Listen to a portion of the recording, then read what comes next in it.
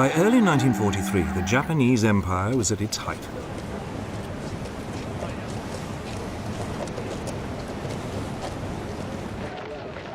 The country had occupied Malaya and Burma, the Philippines, and the Dutch East Indies, Indonesia today.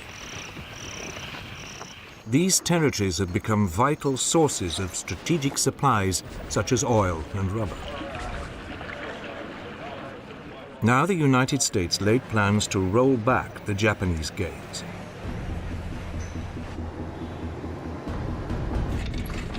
The aim was to cut the country's supply lines by seizing the occupied territories.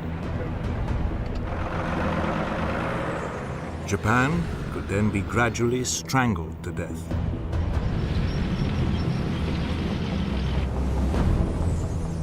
But to win in the vast expanse of the Pacific, the US would need to develop new forms of mobile warfare.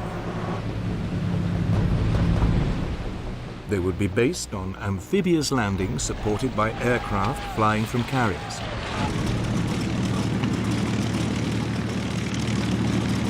The Japanese, unable to match American firepower, resorted to increasingly desperate measures.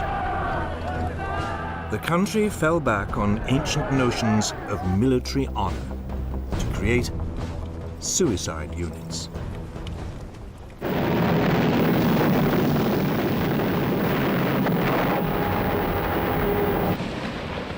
The result would be a terrible loss of life.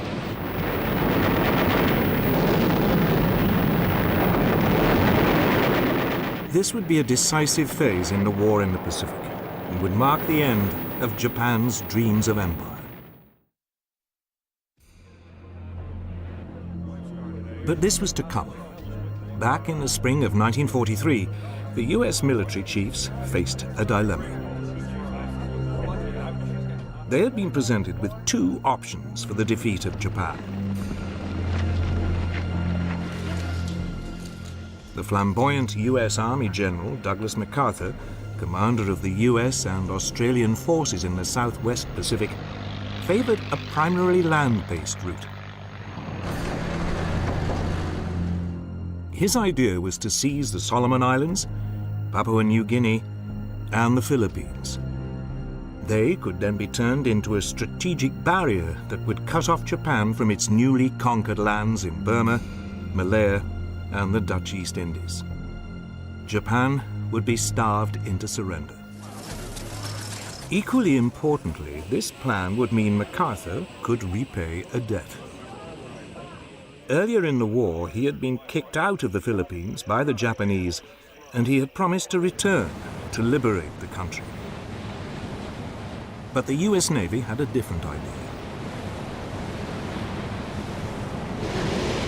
It would bypass the heavily defended Solomon Islands, Papua New Guinea, and the Philippines. Instead, it would seize a string of much smaller islands scattered across the Central Pacific and close to the Japanese homeland.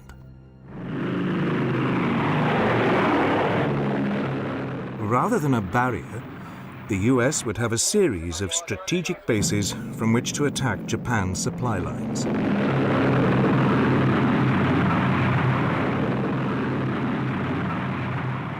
They argued it would be swifter and much more economical. The American military command put off the decision. Both the Army and Navy were told to go ahead.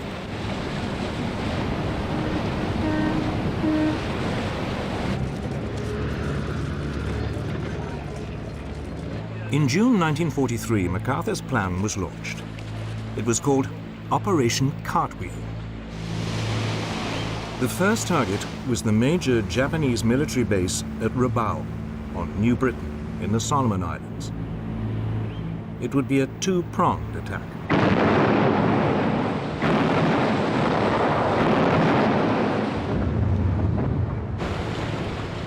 The eastern prong fought its way up through New Georgia and Bougainville.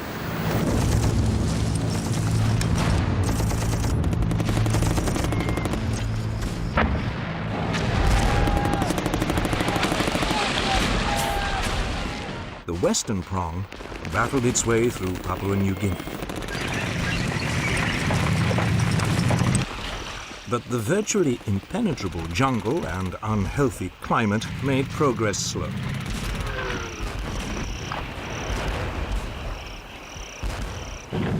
It was nearly 9 months before the pincers met, and the Japanese base at Rabaul was isolated.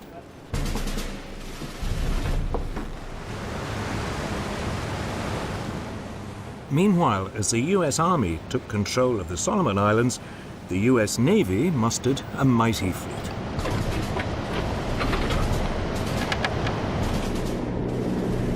It included the first 4 of the brand new Essex-class aircraft carriers. They were bigger and faster than anything before.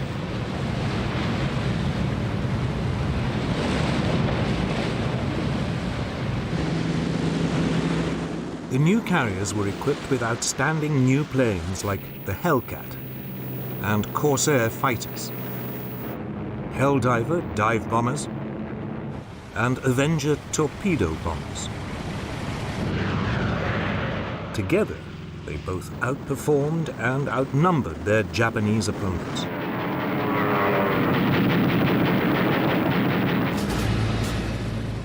The Navy's first targets were the Japanese garrisons on the coral atolls of Tarawa and Makin in the Gilbert Islands.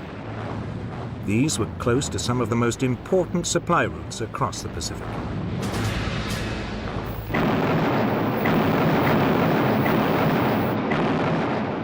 For a week, the atolls were bombed by carrier-based aircraft.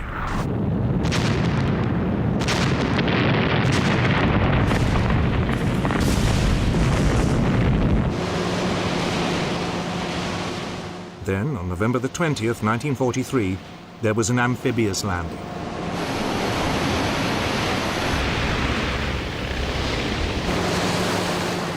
Makin was captured with little difficulty.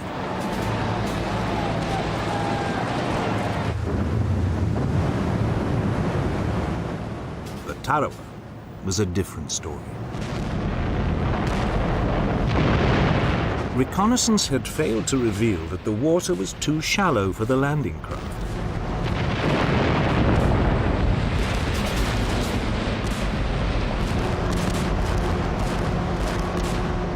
As the Marines waded ashore, they came under intense fire.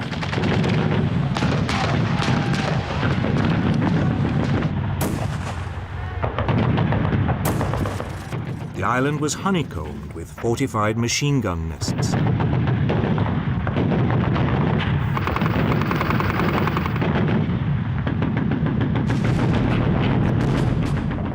US troops who made it to dry land were pinned down on the beach.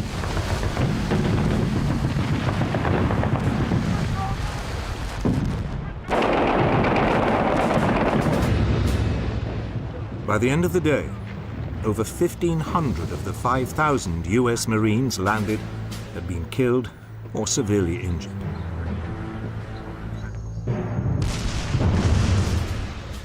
Over the next 2 days, frontal assaults pushed the Japanese back inch by inch. Very often, only flamethrowers could eliminate the Japanese strongpoints.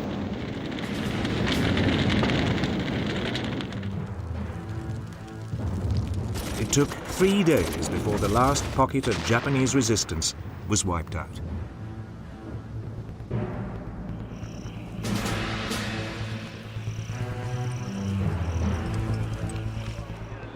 Of the 4,200 Japanese troops on the island, only 17 were captured alive.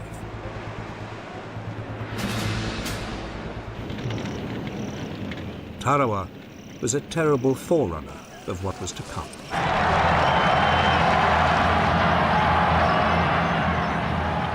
The Japanese had shown that there would be no question of surrender. They would fight to the death.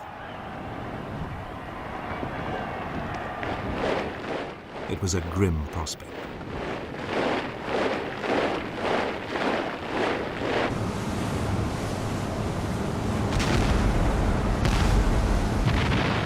In January 1944, America's naval offensive in the Pacific moved on to the Marshall Islands.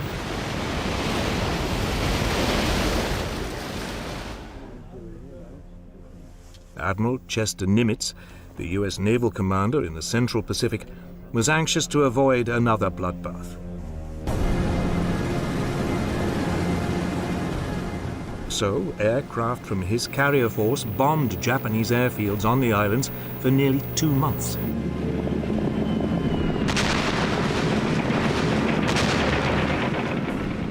Finally, on February 1st, 1944, he sent in the assault forces.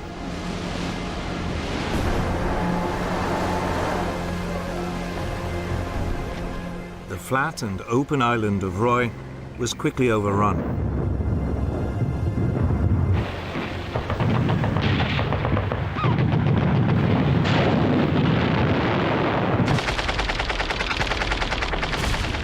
But the islands of Kwajalein and Namur were wooded, and the Japanese resisted fanatically.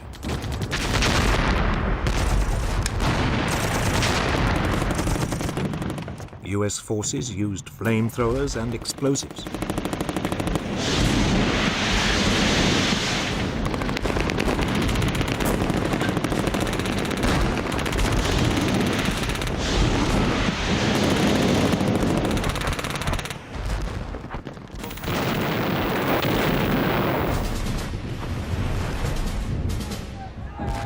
The Japanese responded by launching suicidal banzai charges.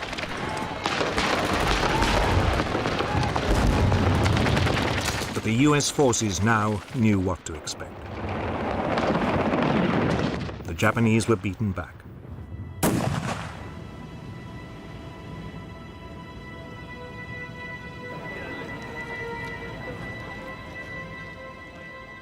Over 8,000 Japanese soldiers died for the loss of less than 400 US lives.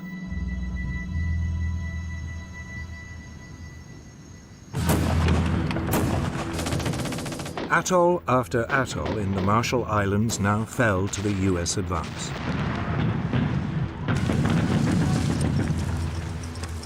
Kwajalein was followed by Innu Atoll. The island of Truk was bypassed and cut off. Though a small Japanese garrison would remain undefeated until the end of the war.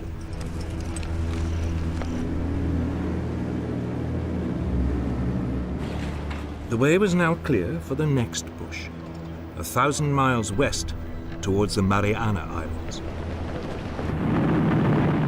If captured, the islands would put the Japanese mainland within range of US heavy bombers.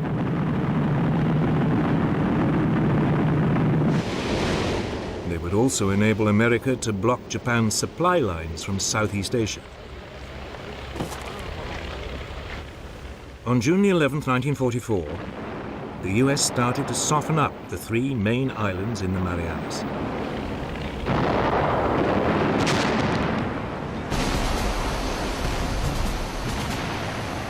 Four days later, Marines stormed the beaches of the northerly island of Saipan.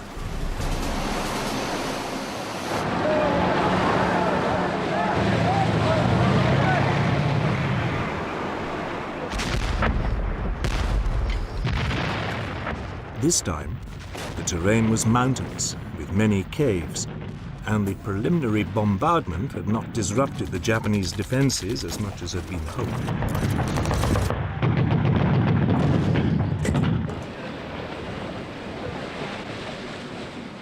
Nevertheless, by the end of the day, the American bridgehead was secure.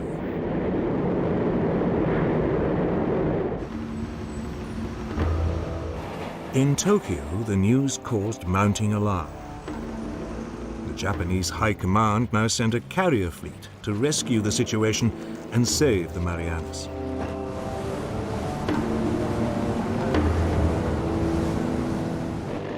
But the task force was spotted by US submarines.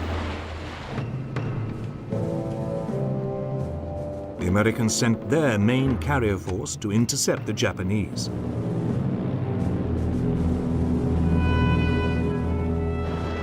On the morning of June the 19th, 1944, the Japanese launched airstrikes against the US ships.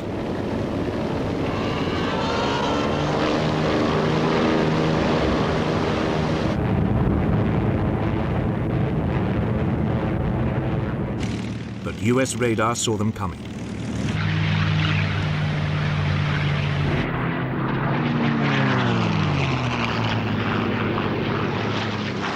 "450 fighters were scrambled to intercept the Japanese planes.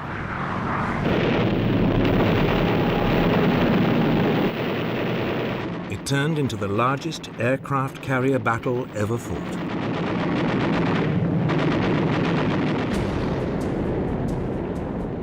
The US task force had 15 aircraft carriers and more than 900 aircraft.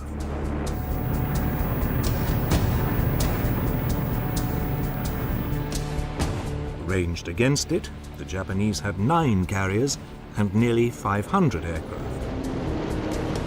But Japan had lost many of its experienced air crews during the Solomon and Marshall Islands campaigns. Its novice pilots faced battle-hardened US flyers.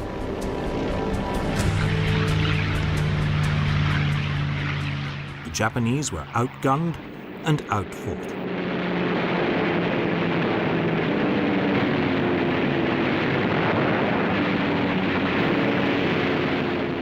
It would go down in history as the Great Marianas Turkey Shoot.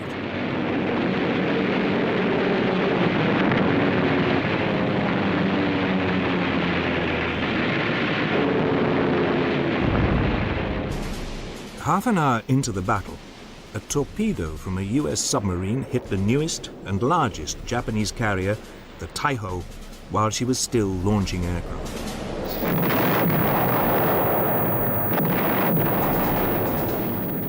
The Battle of the Philippine Sea had claimed its first major victim. At around the same time, another US submarine torpedoed the carrier Shokaku.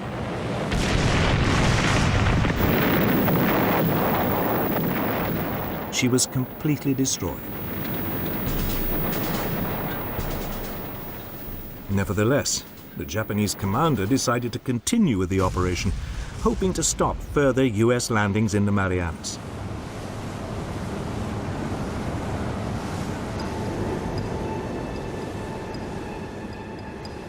For much of the following day, the US forces tried to pin down the exact location of the remaining Japanese carriers. Bearing 096. It took them until the afternoon to find them. It was late in the day to launch an attack, and the aircraft would have to fly at the limit of their range. But the US Task Force commander, Admiral Mark Mitcher, decided to gamble and attack.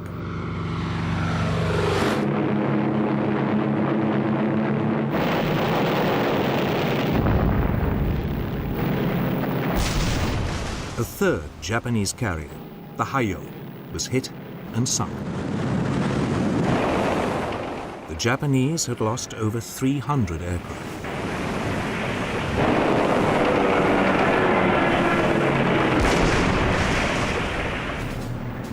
But as the US planes now returned, dangerously short of fuel, they ran into a problem. In the gathering darkness, they couldn't find their own carriers. Many ran out of fuel and had to ditch in the sea. Mitcher, in an act of extraordinary courage, ordered his carriers to switch on their lights to guide in the returning aircraft. Fortunately for the Americans, there were no Japanese submarines to see them. Nevertheless, over 80 US planes were lost, either through having to ditch in the sea or through crashing while they landed.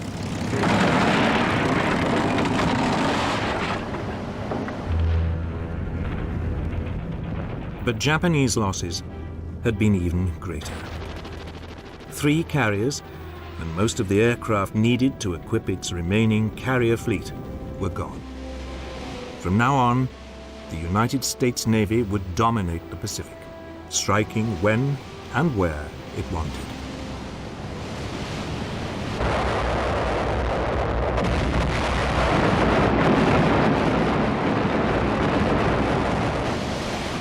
The Japanese naval defeat in the Philippine Sea meant the United States could now press on with its assault on the Marianas.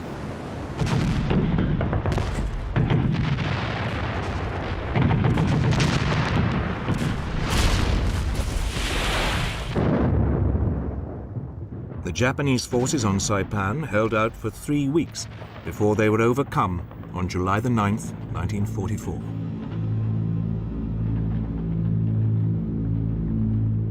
The final horror came when thousands of Japanese civilians were persuaded to jump to their deaths from the cliffs rather than be captured by the Americans.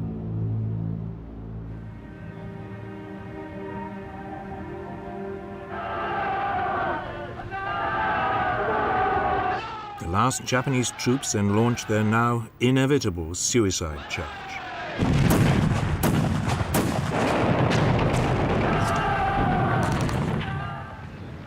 Virtually the entire 32,000-strong garrison was killed. Over 3,000 Americans also died.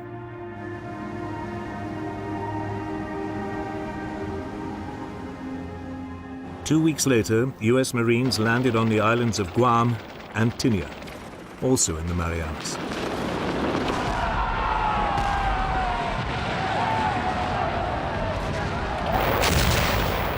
Once again, they faced suicidal Japanese counterattacks.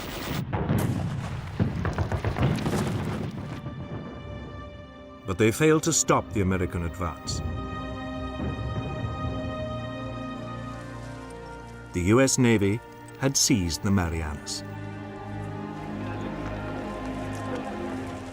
Both the US Army and Navy offensives had now completed the first phase of their separate strategies to isolate Japan.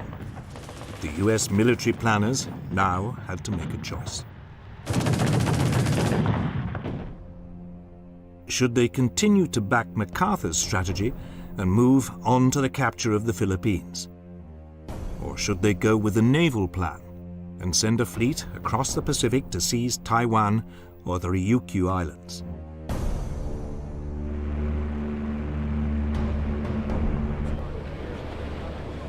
The naval option would isolate Japan without the need for an almost certainly lengthy and bloody operation to take the Philippines. But at a meeting in Hawaii on July the 26th, 1944, MacArthur charmed President Roosevelt into backing his plan to liberate the Philippines. The Navy was instructed to support it before returning to its island-hopping strategy. It was a decision that would cost a horrendous number of both military and civilian lives.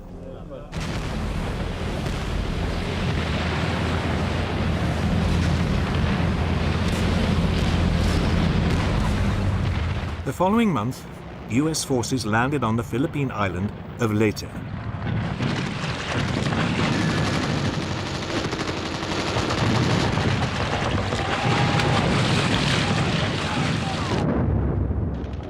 They took the Japanese by surprise. They had expected the first US landing to be on the main island of Luzon.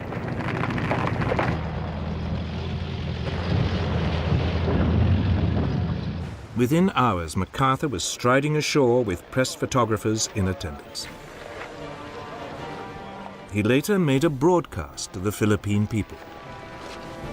I see that the old flagstaff still stands. Have your troops hoist the colors to its peak, and let no enemy ever haul them down.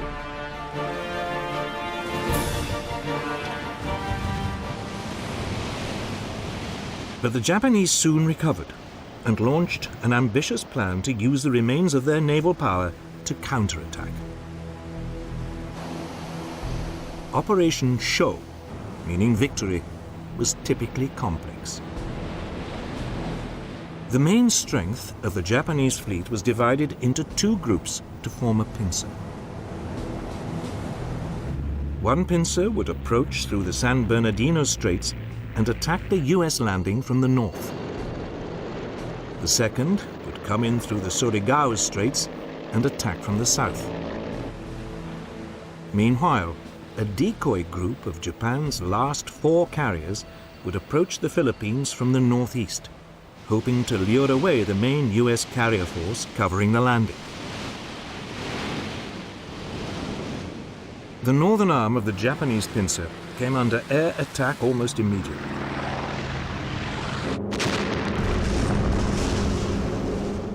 After nearly 2 days of bombardment, the super battleship Musashi was sunk. The northern pincer then appeared to retreat.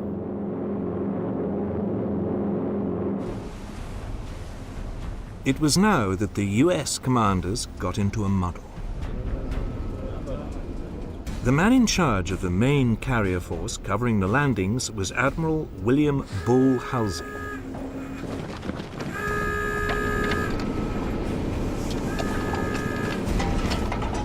He now got word of the Japanese carriers approaching from the northeast. Halsey, believing the northern pincer was no longer a threat, set off to intercept them. He had fallen for the Japanese decoy.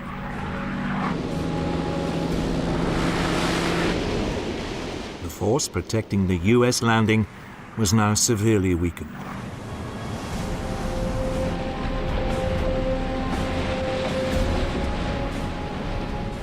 But the commander of this force now inadvertently compounded the problem. Unaware that Halsey had taken off, he sent his battleships to ambush the southern arm of the Japanese pincer. It looked like a spectacular success.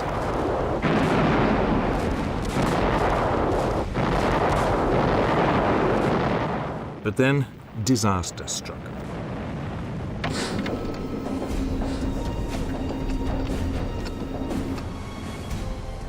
The northern arm of the Japanese pincer had only pretended to retreat. Under cover of darkness, it turned round and headed back. It then attacked the hugely depleted force protecting the US landing. Only a handful of small escort carriers and destroyers faced the Japanese super battleship Yamato and 3 other battleships.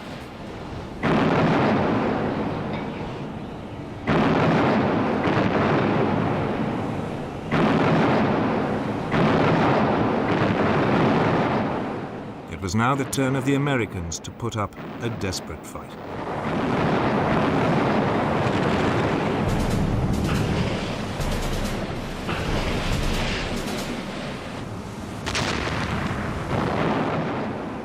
The Japanese tactic had caught the US aircraft unprepared. They were armed with high explosives for land operations rather than armor-piercing bombs for ships.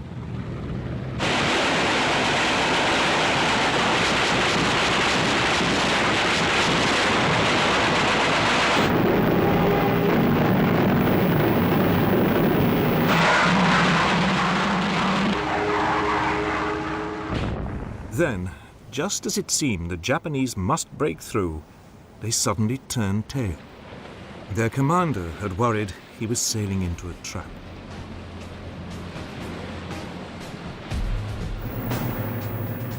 Meanwhile, to the north, Halsey's headlong rush to intercept the Japanese decoy force finally paid off.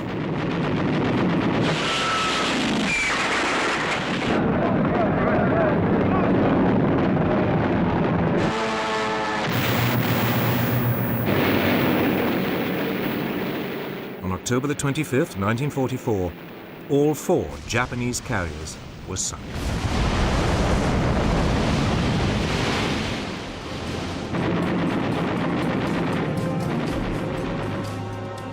The Battle of Leyte Gulf had completely finished off Japan's once proud navy. There was now little hope of holding back the American advance. For Japan, it was time for desperate measures. The stage was set for a terrible climax to MacArthur's plan.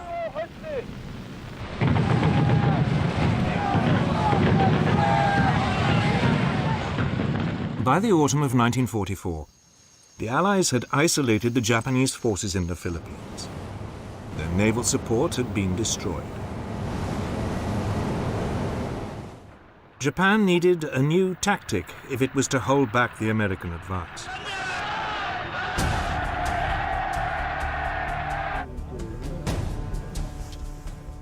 The Japanese commander in the islands called for volunteers to join special units.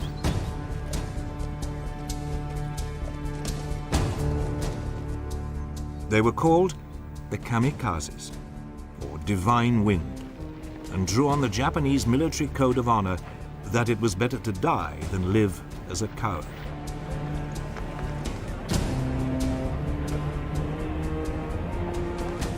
They were suicide units.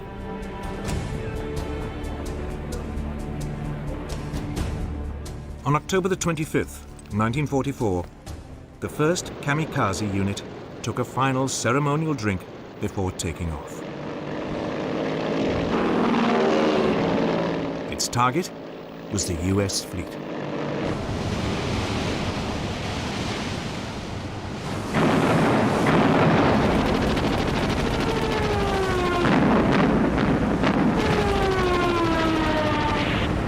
The escort carrier, St. Lo, was sunk, and 2 others badly damaged.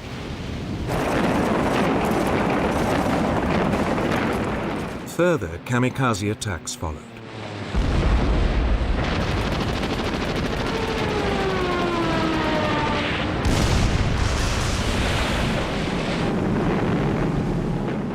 Not all were restricted to the air. The Japanese troops now began strapping mines to their bodies and deliberately diving under US tanks. The American advance through the Philippine island of Leyte slowed.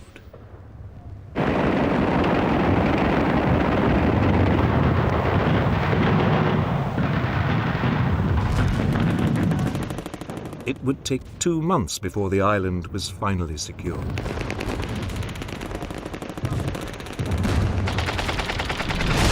Over 70,000 Japanese troops had lost their lives. The Americans had lost nearly 16,000 men.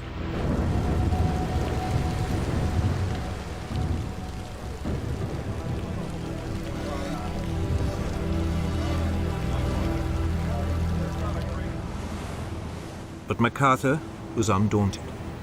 He now moved on to the main Philippine island of Luzon. The defenses were, as usual, softened up by air attacks.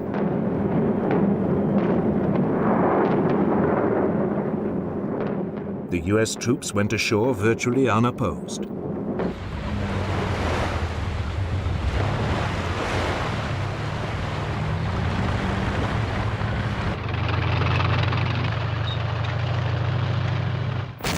But as they advanced, Japanese resistance stiffened.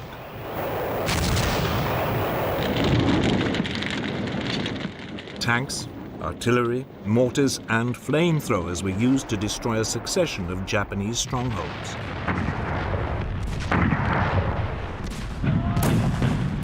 Painfully, the US forces battled forward.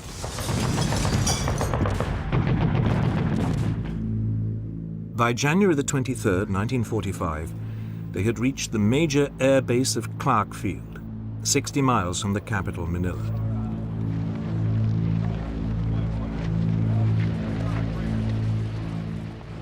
A week later, they were approaching the capital itself.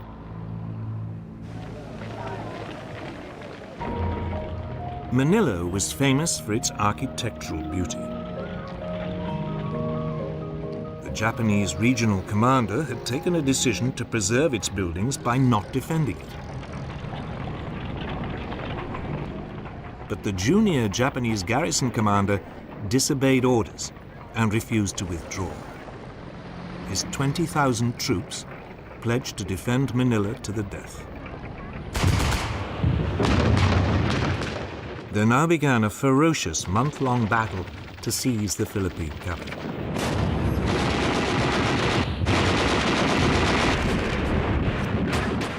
The US troops fought their way into the city.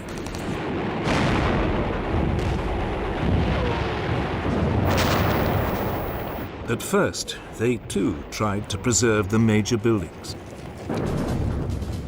But as they ran into snipers, machine gun nests and hidden artillery, they were forced to reduce much of the city to rubble.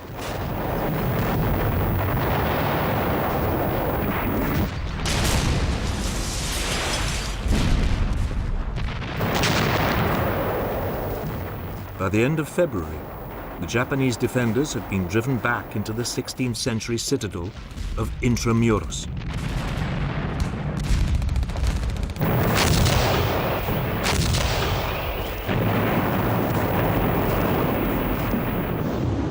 It would take another week of fierce fighting to flush them out.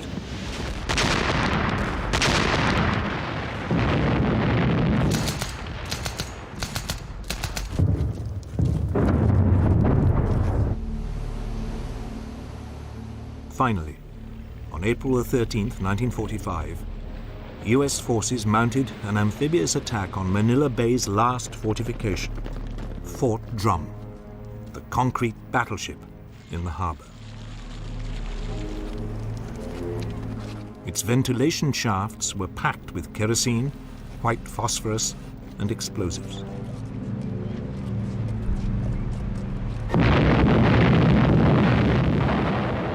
None of the defenders survived.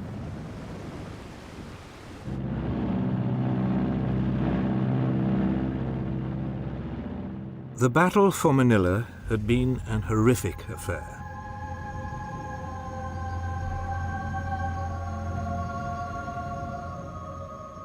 Thousands of Japanese and US soldiers had died.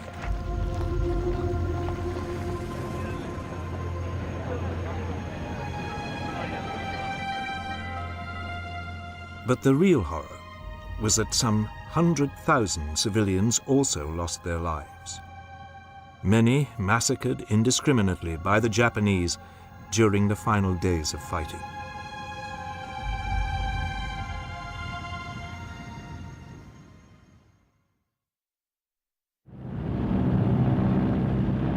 Elsewhere in the Philippines, there were more than 50 US landings on other smaller islands.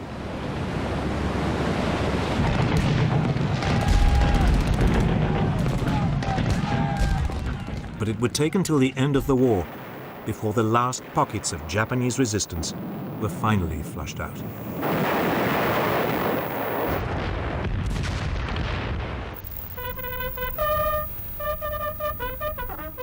MacArthur's conquest of the Philippines had proved as difficult and costly in lives as his critics had feared. It may also have been unnecessary.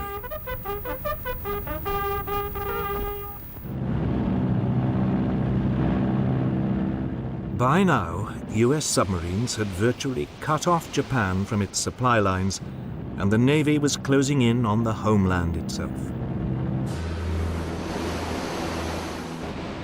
The Japanese merchant fleet was particularly vulnerable.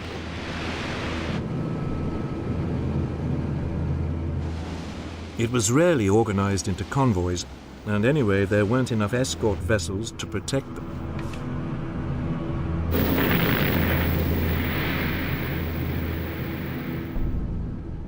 By the end of 1944, so many Japanese merchant ships had been sunk, the US Navy was having problems finding new targets. US submarines now moved in ever closer to the shores of the Japanese home islands. Japan was being starved of fuel, food, and raw materials.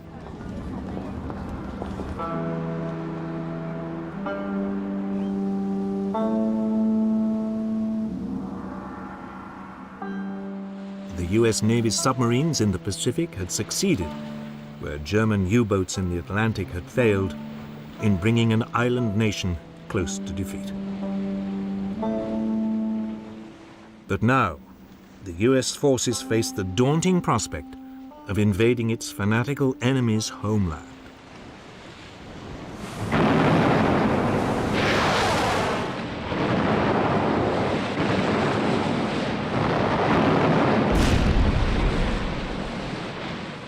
By spring 1945, US forces were closing in on Japan from the south and east.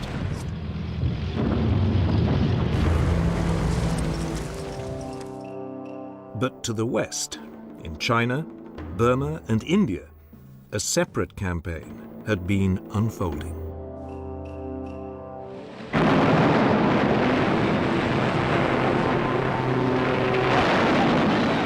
Japan had invaded China in 1937.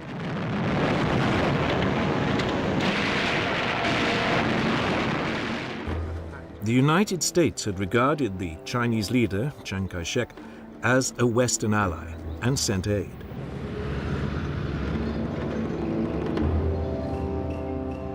Much of it went in through British-controlled Burma along the so-called Burma Road over the mountains to southern China.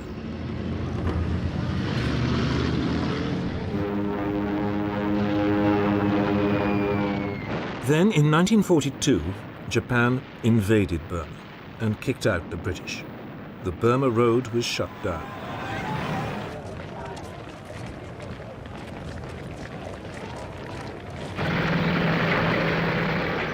Six months later, Britain launched the first of a series of attacks to retake Burma and reopen the road. The first, in late 1942, advanced down the Burmese coast from India. But the Japanese crushed it.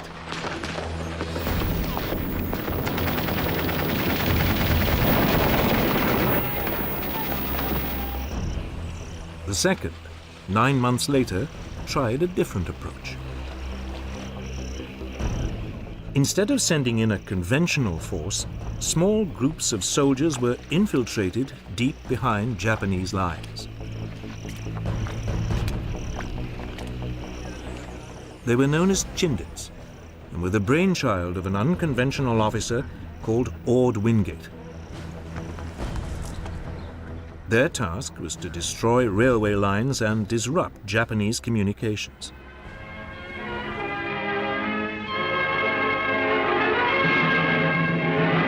Chindits, that's the name for the guardian statues which stand at the steps of Burmese pagodas, a name from legend that's become flesh and blood, living guardians of Burma's liberty.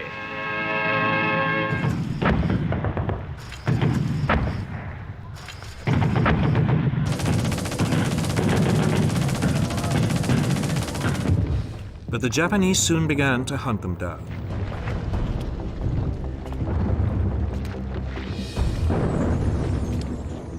By mid-April 1943, over 1/3 of the Chindit forces had been killed.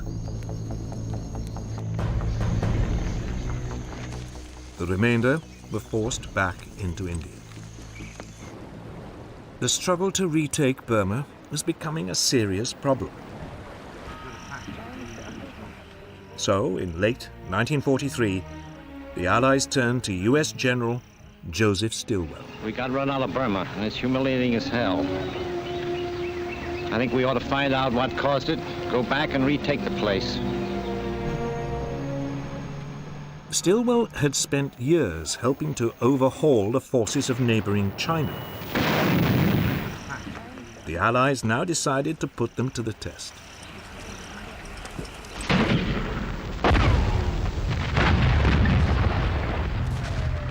Stilwell's Chinese soldiers, reinforced by an elite US group of jungle fighters known as Merrill's Marauders, would be sent into Burma.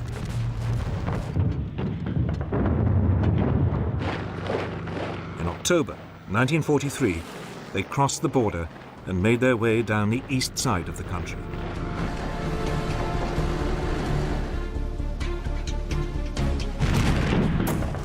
Meanwhile, the British India Army launched a diversionary strike along the Burmese coast.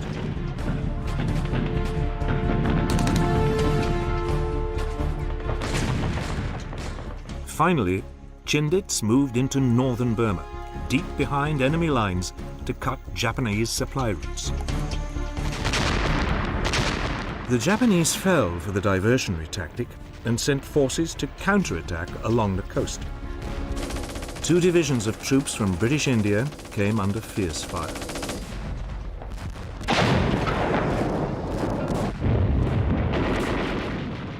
the Allied forces stood their ground.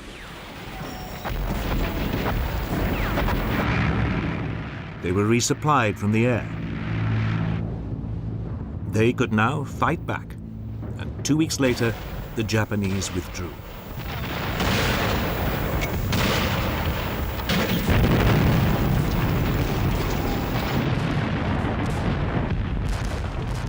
But it was only a temporary reprieve.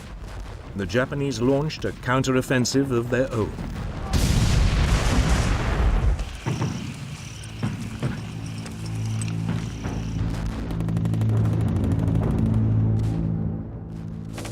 In March 1944, they invaded India in an attempt to disrupt Allied preparations for further attacks. For 2 weeks, there was intense fighting. The towns of Kohima and Imphal were besieged.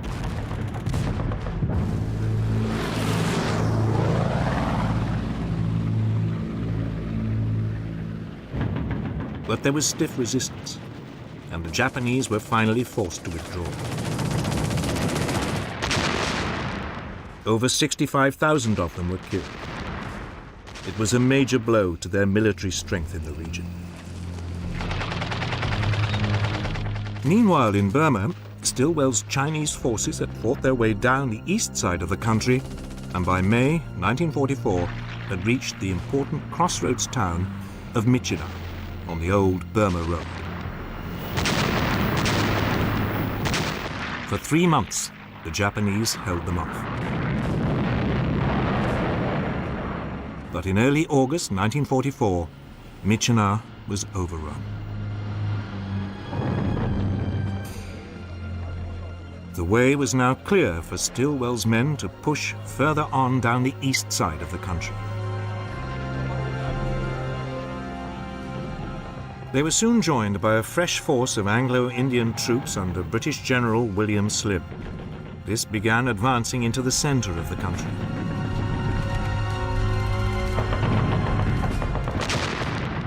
In early March 1945, Slim's forces took the important communications center of Mektila. Soon afterwards, they seized Mandalay.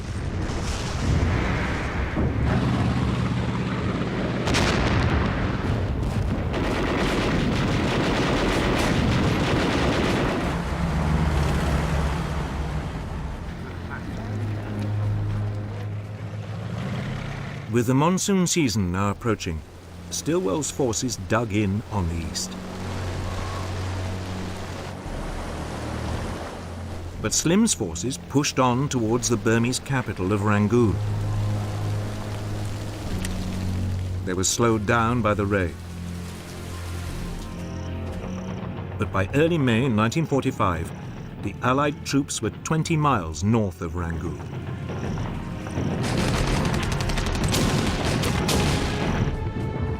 Allied reinforcements were now sent in from the south to support them. Gurkhas parachuted into the Irrawaddy Delta. An Indian division came in by sea.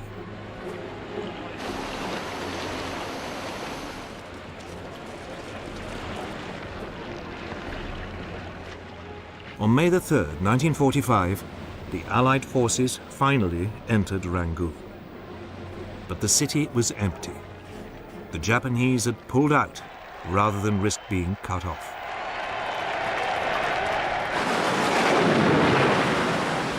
The monsoon was now in full flow. But the campaign to clear the Japanese out of Burma was effectively over. The next stop in the war in Southeast Asia would be Malaya. But for all the success, Allied losses in the war against the Japanese had been terrible. The Americans were desperate to find a way to bring the war to an end without having to invade the Japanese homeland.